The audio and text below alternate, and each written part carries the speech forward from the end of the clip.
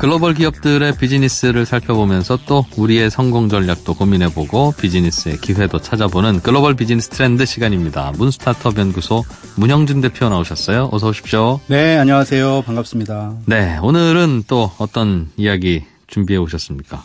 네, 그 해외에서 각광받고 있는 그 스타 기업인 얘기를 조금 해볼까 합니다. 많죠. 스타 기업인들이야 뭐. 네. 근데 또 그렇게 많지도 않아요. 많이 알려진 분이. 하기야 뭐. 아마존의 제프 베조스, 빌 네. 게이트, 그다음에 네. 스티브 잡스 이 정도잖아요. 예. 근데 우리가 그래도 들으면 조금 그 기분이 왠지 좋은 분이 하나 있습니다. 누구요? 우리나라 성을 쓰는 분이 해외에 잘 알려진 분이 있죠. 소프트뱅크를 운영하시는. 손정희 회장? 네.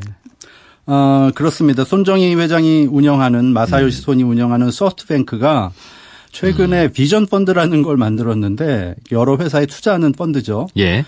소프트뱅크에서도 투자했고 또 다른 사람들도 투자를 받아서 투자를 하는 펀드인데 그 규모가 어마어마합니다. 얼마나 될지 아시겠어요? 그러니까 손정희 소프트뱅크 회장이 네. 여기저기 벤처 투자 많이 한다는 얘기는 들었어요. 네. 많이 한다고만 아는데 어느 네. 정도 규모예요? 이 새로 만든 비전 펀드의 규모가 약 100조 원입니다. 100조 원. 근데 더 놀라운 것은 100조 원 펀드를 모았다는 거죠, 그러니까. 모아가지고 지금 투자를 하고 있는 거고요. 예. 더 놀라운 것은 이 100조 원의 펀드를 한 2, 3년에 하나씩 추가하겠다고 선언을 했어요. 그 100조 원 펀드 모아서 다 투자해버리고 네. 또 100조 원 모아서 또 쓰고. 또 쓰고. 그러니까 1년에 한 50조에서 60조씩 투자하겠다고 얘기를 했습니다. 100조 원이면 얼마나 작은 돈은 아닌 것 같은데. 네. 예. 이게 얼마나 큰 규모냐면 2016년 기준으로 미국 전역에서 벤처 쪽에다가 캐피탈이 투자한 금액을 합치면 네. 72조 원이에요. 아. 그러니까 그 규모가 어마어마한 거예요. 그럼 2, 3년에 한 번씩 100조 원을 투자하면 네. 미국 전체의 벤처 캐피탈들이 투자하는 거와 손정희 소프트뱅크가 투자하는 금액이 맞먹는다는 뜻이네요. 그렇죠. 그러니까 손정희 씨를 인터뷰했던 그 내용 중에 보면 손 회장이 중동의 왕족에게 투자하러 이제 자기의 비행기를 타고 갔대요. 투자를 권하러. 유치하러. 네 돈 좀 넣어봐라 여기에. 네. 거기에는 처음에는 한 30조 원만 투자하세요. 이렇게 이제 제안서를 만들었는데 비행기 타고 가다가 이거 좀 작은데 그러면서 100조 원 투자하세요. 이렇게 바꿨대요. 제안을. 네.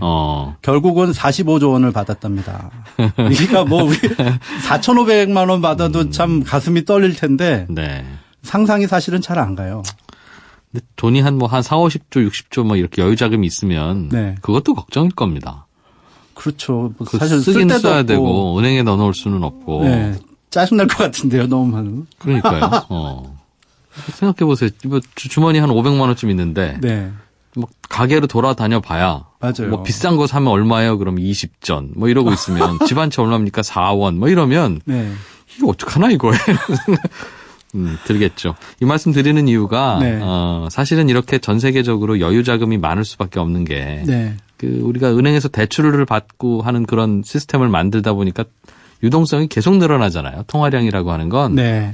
사람들이 대출을 안 받고 살 수는 없으니 점점 네. 늘어나기 마련이고 어딘가에는 그래서 이런 유동성이 쌓이는데 네. 아랍 왕족의 지갑 속에 쌓이기도 하고 여기저기 흩어지기도 하지만 네. 그 돈을 어디로 돌리느냐가 상당히 중요하기도 하고 그 결과로서 인류의 삶이 달라지는데 맞아요. 부동산이나 혹은 주식으로 돌아다니고 하는 게 나쁜 것도 아니고 상식적이긴 합니다만 네. 그렇게 해서 특정 기업의 주가가 2배 되고 3배 되는 것보단 네. 세상에 없었던 비즈니스가 만들어지고 또 거기에 투자되고 하는 게 자칫하면 날릴 수도 있는 거지만 네. 날리는 거야 그분들 사정이고 사실은. 네. 구경하는 우리 입장에서 보면 그게 더 좋은 거죠.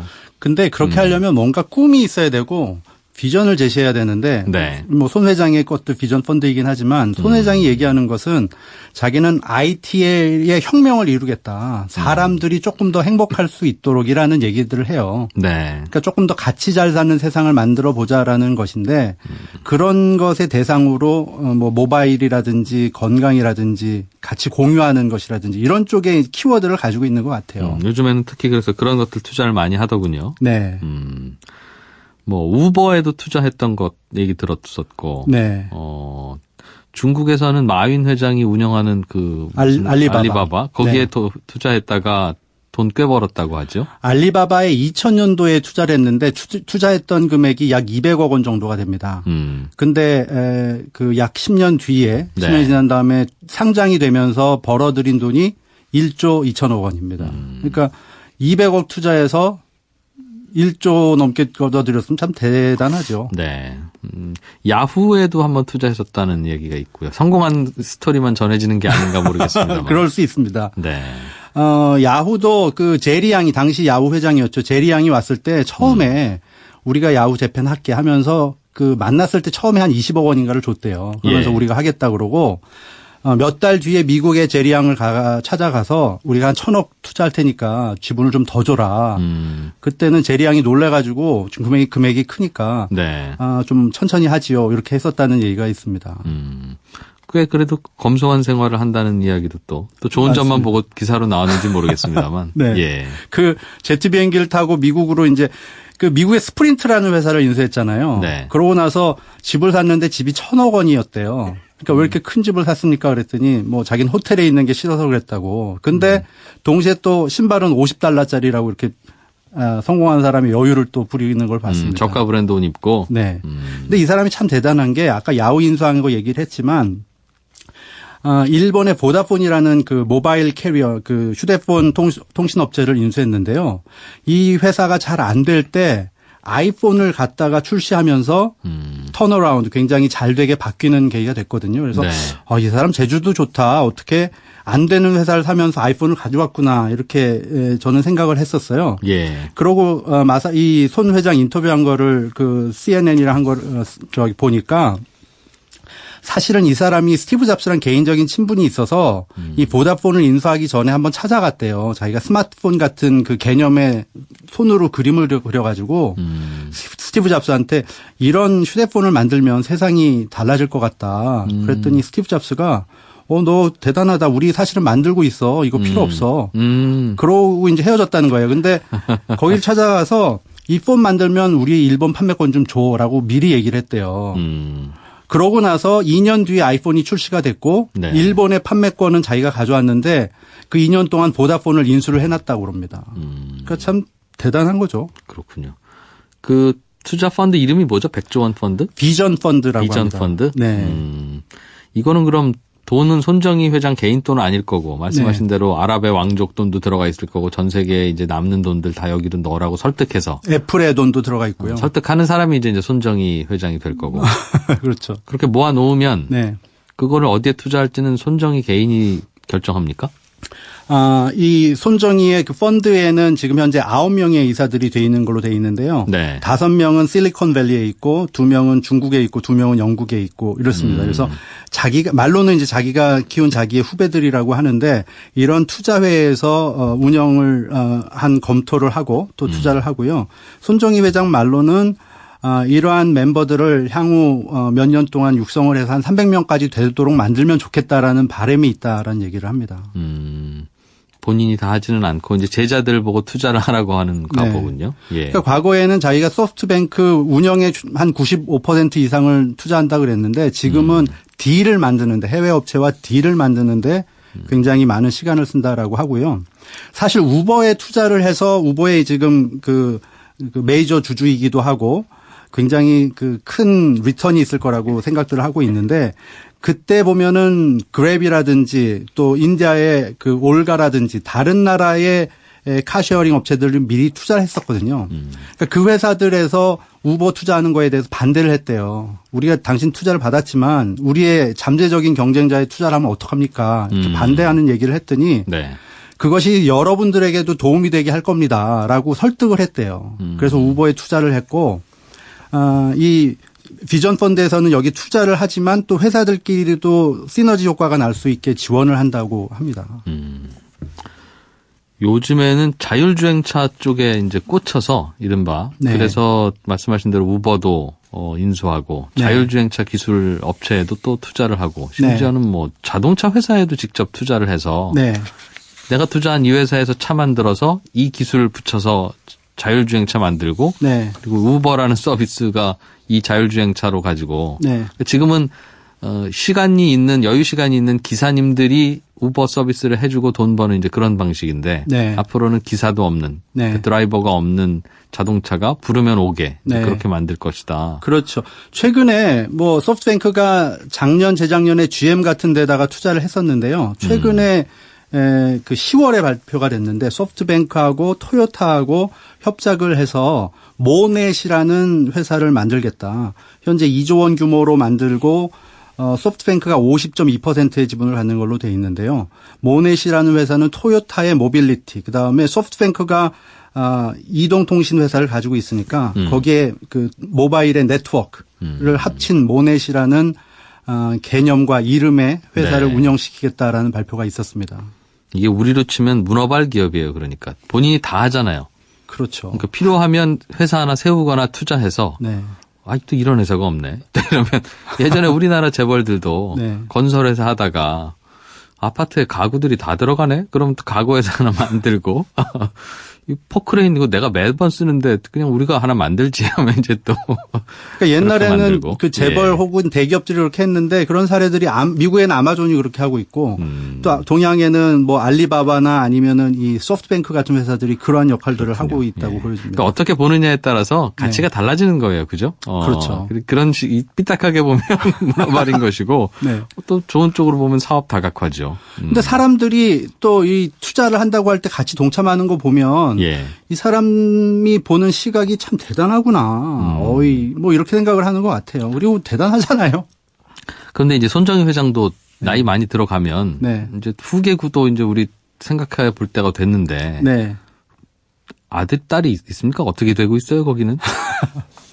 그 자녀가 셋이 있다라고 얘기는 하는데요. 네.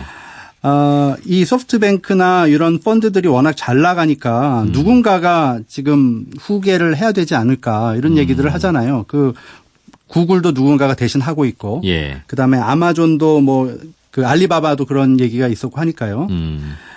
사실 그 구글에 임원을 했던 일본계 한 사람 니케아라는 사람을 몇 년 전에 스카우트를 했는데 2년 전에 떠났답니다. 그러니까 떠나면서 이 사람이 손정희 회장은 너무 오랫동안 현업에서 일할 것 같아. 그러면 떠났대요. 아, 본인이 후계자 하려고 들어갔다가? 네.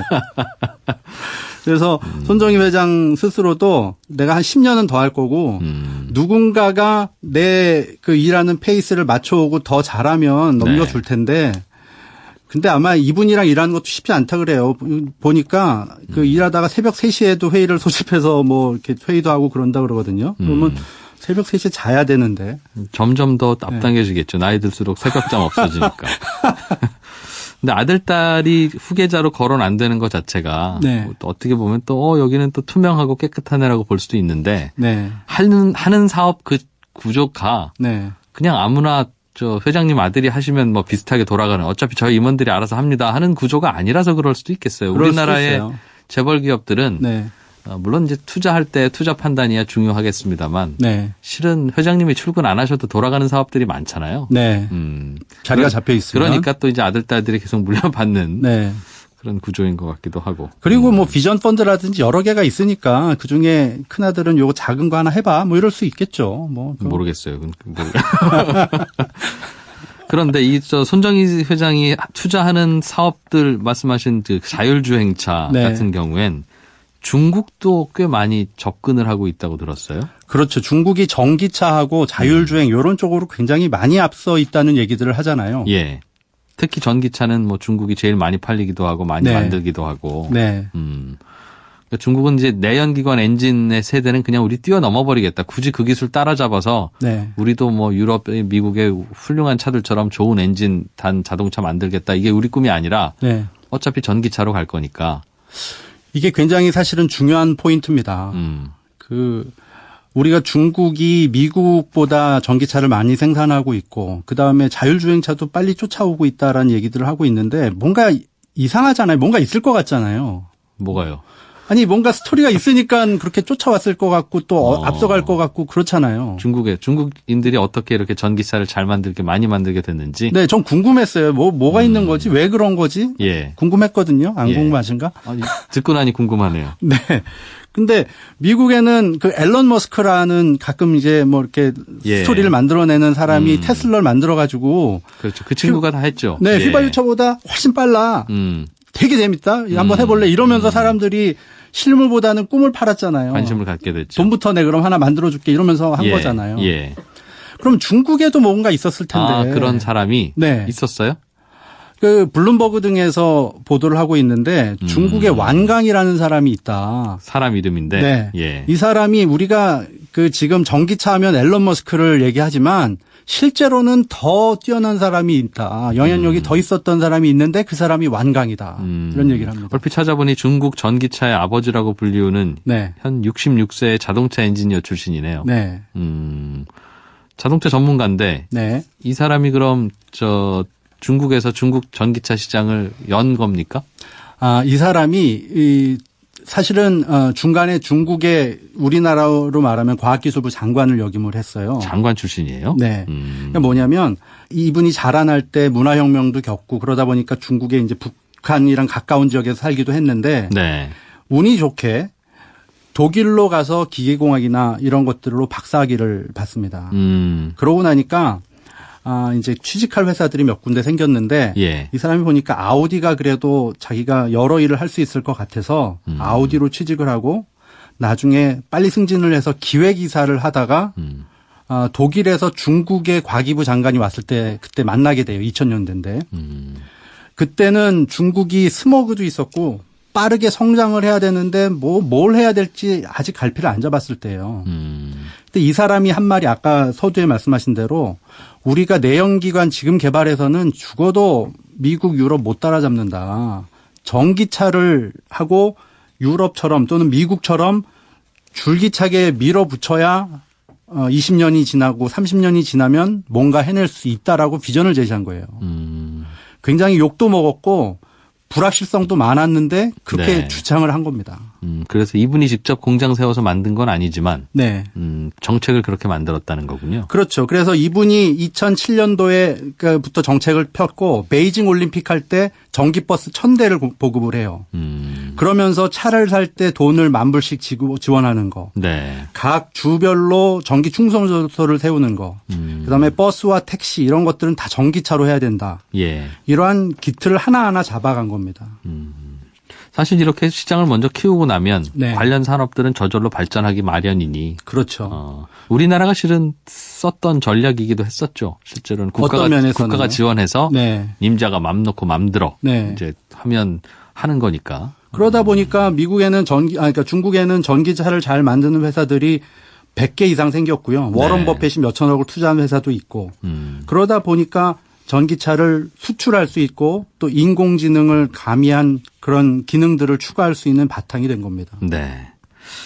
중국의 여러 고민 중에 하나는 이렇게 정부 주도로 만들어 놓은 많은 산업들이 또 수요를 못 찾고 구조조정을 해야 되고 이 많은 직원들 어떻게 하나 이거 뭐 어디도 만들어 파나 그런 고민도 산더미처럼 쌓여는 있는데 또 반대로 또 이렇게 가끔씩 잘 통하고 있다고 평가받는 업종도 있으니. 그렇죠.